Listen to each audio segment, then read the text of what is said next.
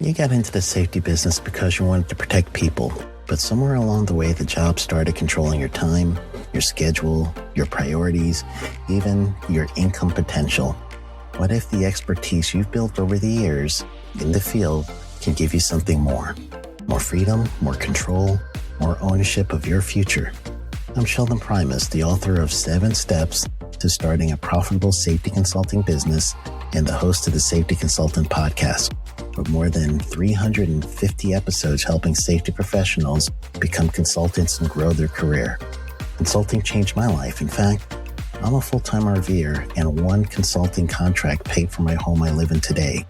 Now, I help safety professionals build their own consulting practice through bi-weekly coaching calls, accountability, and personal guidance. But this program isn't for everyone. Start with the Consultant Readiness Audit at sheldon.coach. What if everything we thought we knew about safety was just interference? From the host of the Rated R Safety Show and the founder of Safety FM comes the complete Signal Transmission Trilogy, now available in one powerful edition. Safety, in my opinion, the book that started the conversation. Safety Mutation, where the boundaries of culture, systems, and belief begin to break. And now, Safety Transmission, the final piece of the signal. For the first time, all 3 books are together in one volume. The Signal Transmission Trilogy, Complete Edition. This isn't just about compliance. It's about consciousness. It's about decoding the way we think, lead, and live, inside and outside the system. Whether you've been following the signal since the beginning or you're just now tuning in, this is the version to own. Search Signal Trilogy on Amazon or visit safetyfm.com to get your copy now.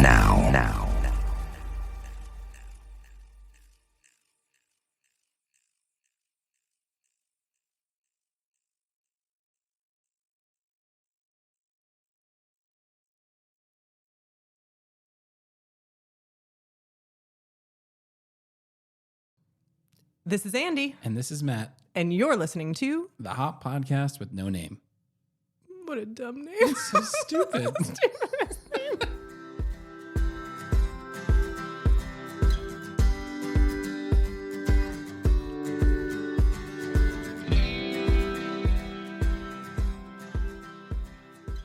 Episode 43. And in saying that, I really hope that I'm accurate. You have no idea. I'm pretty sure. I'm pretty sure this is 43. Nailed it. At least I hope so. If it's not, don't just delete that last part in your mind. And whatever the number was when you clicked it, we're good there. But it's a continuation episode of sorts. Yes. Because the last time we were together, we talked about... My short fallings as a human. I was actually not going to bring you up, but that's sorry. fitting for you to make it about you. So I was going to talk about the session that we had and the question that we were asked, which was perfectly timed, to the idea of shifting blame.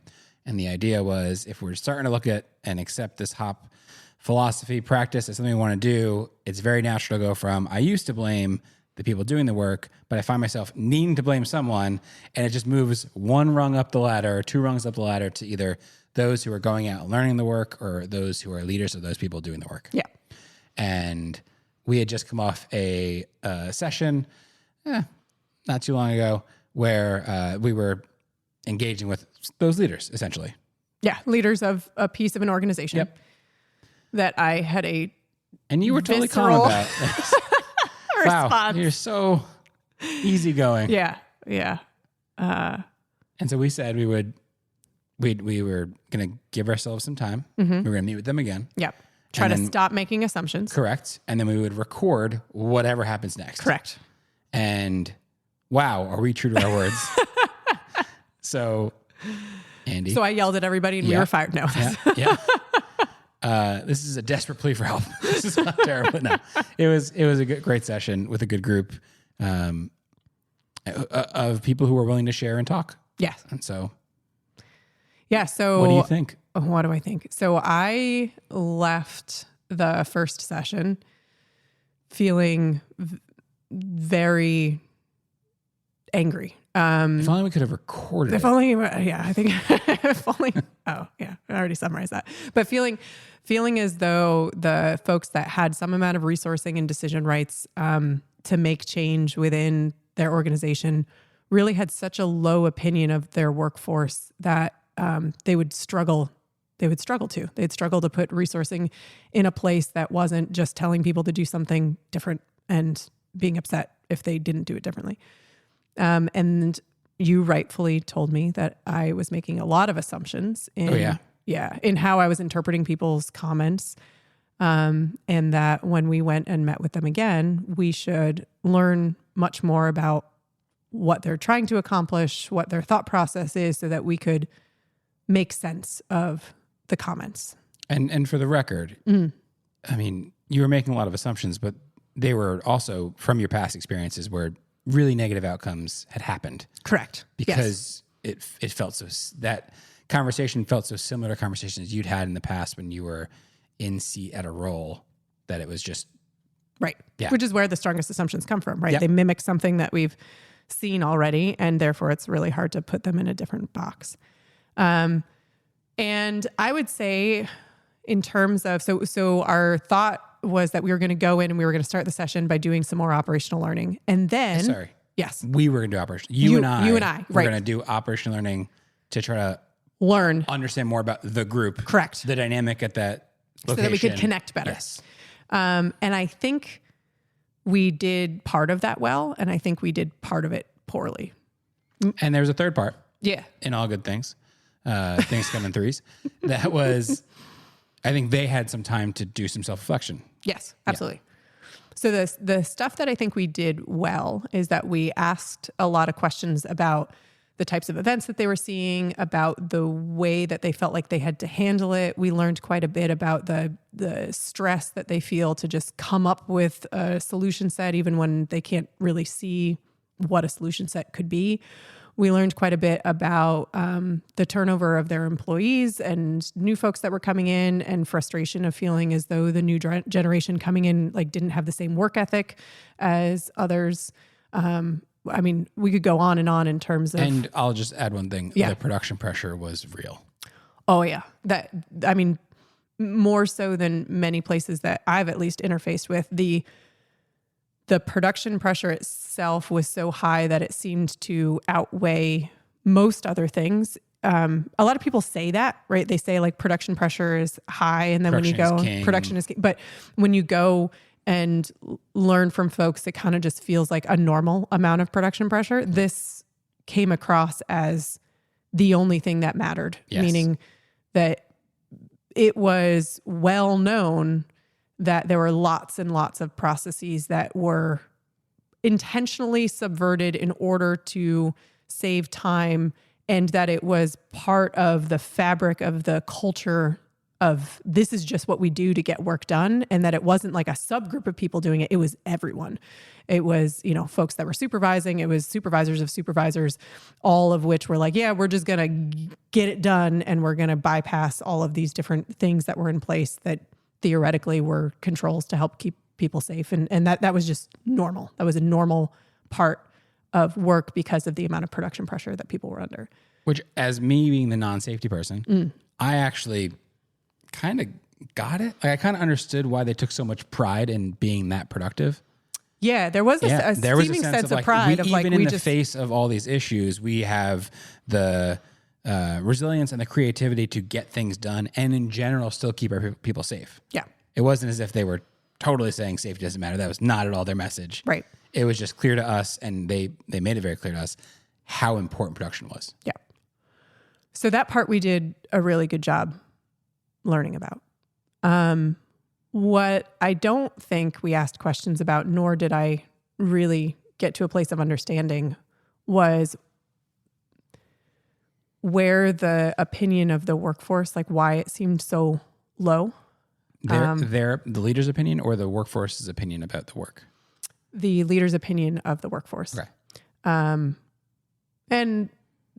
the reason why I got a sense that people didn't have a very high opinion of the workforce was just based on direct quotes of what people said, which I won't repeat because we want to be able to keep it anonymous for folks, but there were direct quotes that basically said, hey, people, I mean, they don't care. And they just kind of just really don't get it. And they don't have good work ethic, and they don't, just sort of repeated statements about the workforce not being seemingly a great group of people. Yep.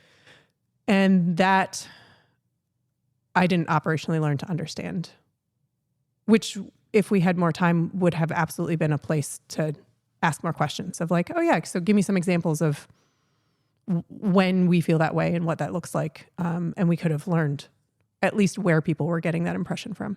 Which is always a difficult part about us running training is there's not infinite amount of time. No. And you're very concise, which is helpful. But it's also, I think we're both pretty curious people. Yeah. And so we want to learn everything there is to learn. And then we have to battle the idea that we still have a limited amount of time. Right. I mean, the same constraint that exists in any organization too, right? Right. That we hear all the time. It's like, well, we don't have like endless amount of time. That's one of our more precious resources.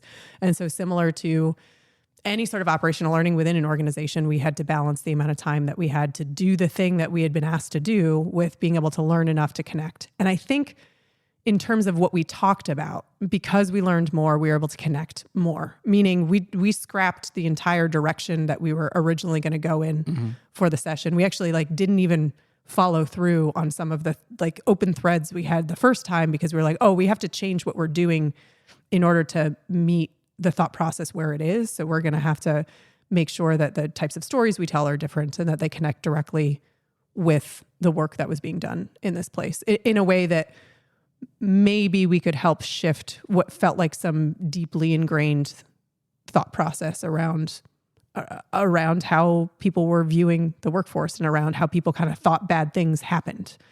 And so that part we did well. I got to tell you though, my frustration with individuals didn't change, but after the first session, my frustration with comments made by individuals I had allowed to paint everyone that we were talking to, meaning I left that session feeling like, well, the leadership team here is really, really struggling. And I painted it across every person that we were talking to, even though not every person had said the things that were frustrating to me.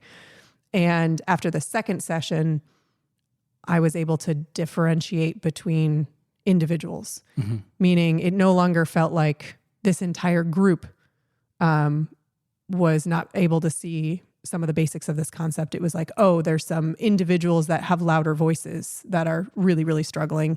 And some of the folks that were extremely quiet the first time spoke up towards the end of the second session that we had. And that absolutely changed my perception. Fun for me.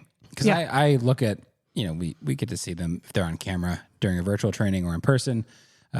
We get to see them. And I'm always thinking like, wow, this person hates this.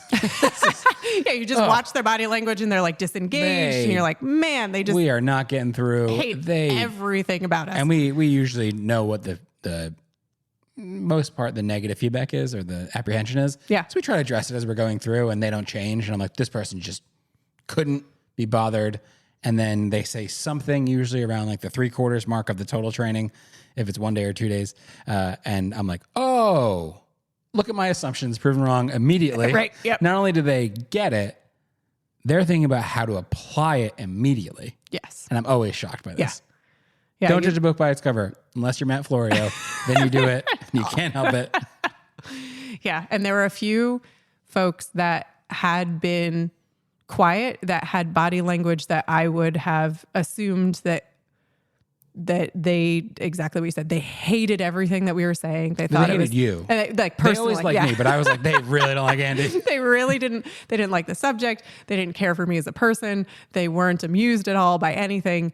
And then towards the end of the second session, a few of those folks spoke up, and what they said was profound.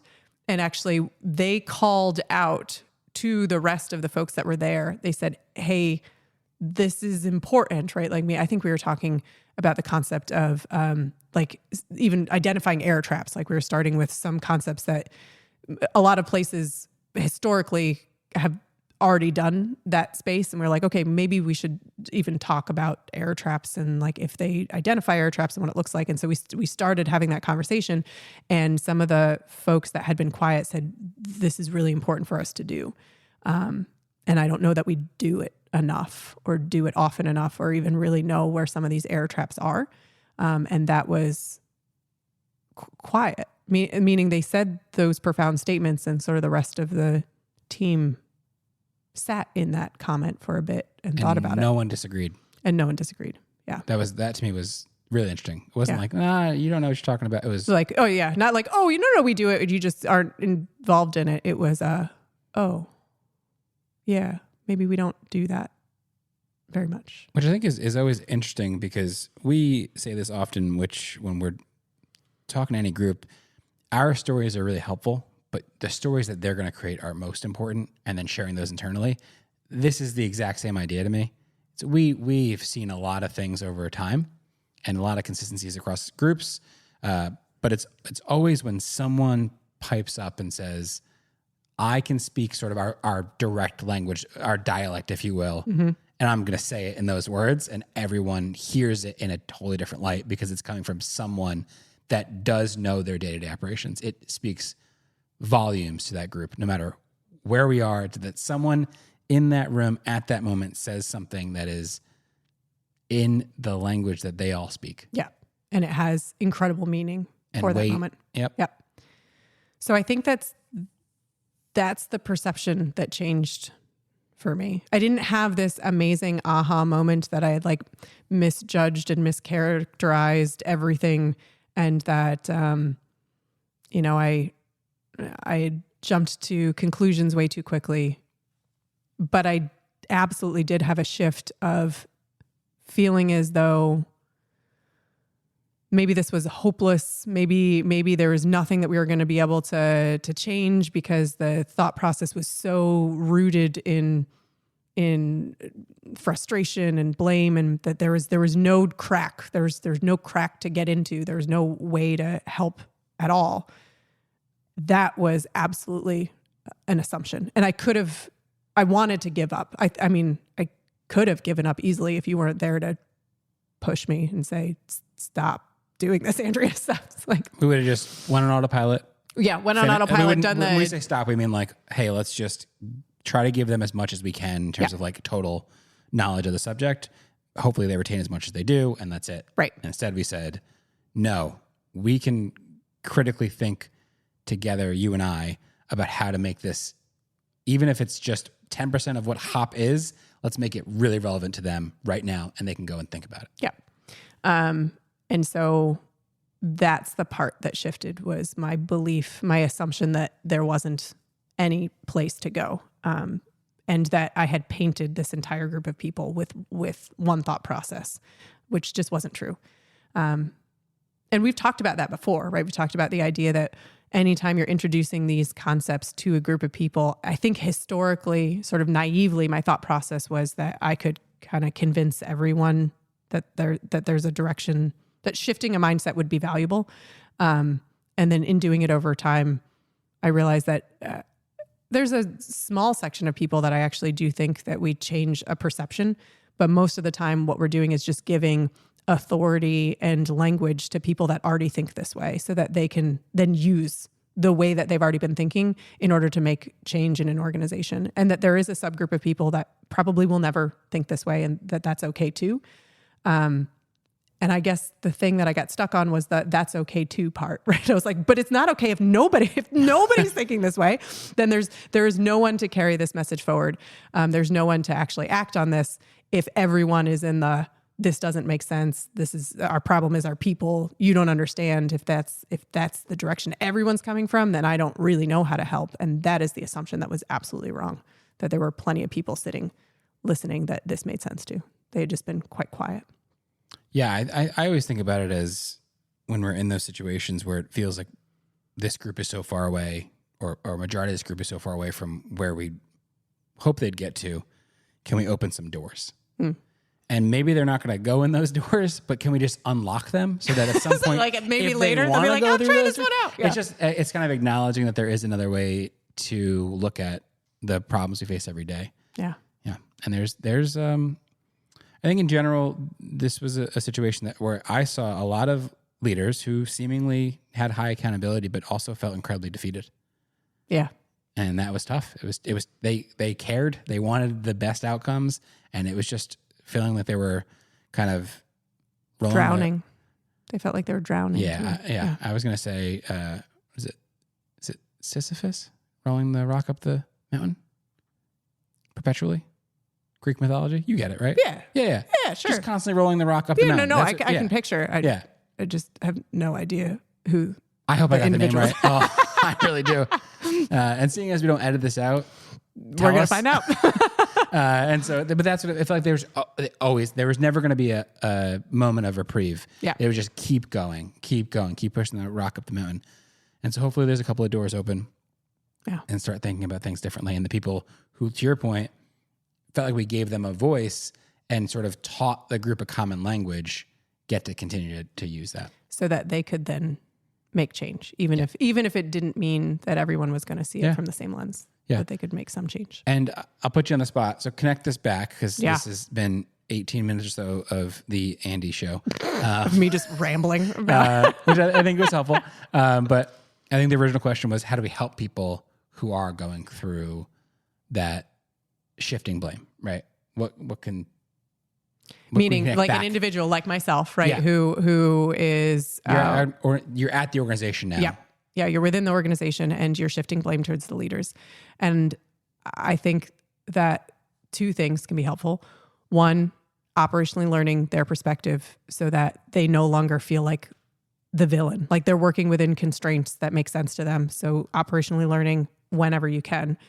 And then if that doesn't help shift anything in your mind, focusing on the people who are already advocating for this subject, right? The people where this thought process makes sense to them, and spending all of our time and energy trying to make sure that where it does make sense, people feel that they have the authority and the ability to make change, and recognizing that there are some people who they might not shift their thought process. It's probably a much smaller percentage than on the surface, meaning you can easily broad brush an entire group of people, just like I did, and find out maybe there's only 4 or 5 that really are stuck on this. They just happen to be very vocal, and the rest of the folks who happen to be quite quiet, it makes sense to. But that percentage will exist, and that's okay too. In the sales world, we called what you're describing multi-threading. I'm not sure if that was used a lot in your side, which was I could get a meeting with the CEO and try to sell the CEO on the tool. But that's one point of contact, and they might just not have the time. Whereas if I could find other people, maybe a layer or two below the CEO, get them to be advocates for what we're talking about, they would be better at influencing up, or a collective voice is better at influencing up as well. So it's not just thinking that there's one route to go. There are multiple routes to go, and all we can do is sort of get advocates along that to help spread the message, spread the word, help make some change. Cool.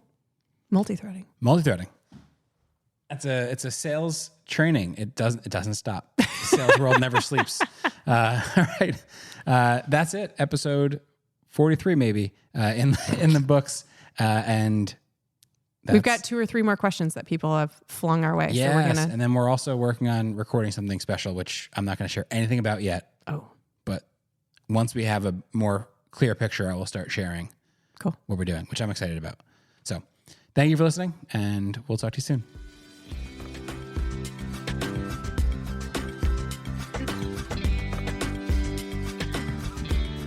Well, that's it. Yep, another one in the books. We did it. If you want to send us any of your thoughts, actually fling us any of your thoughts, you can do so at the website www.hoppodcast.com. That's HOPPODCAST.com. It's still such a stupid name. It's such a different name. We look forward to hearing from you. Thanks for listening.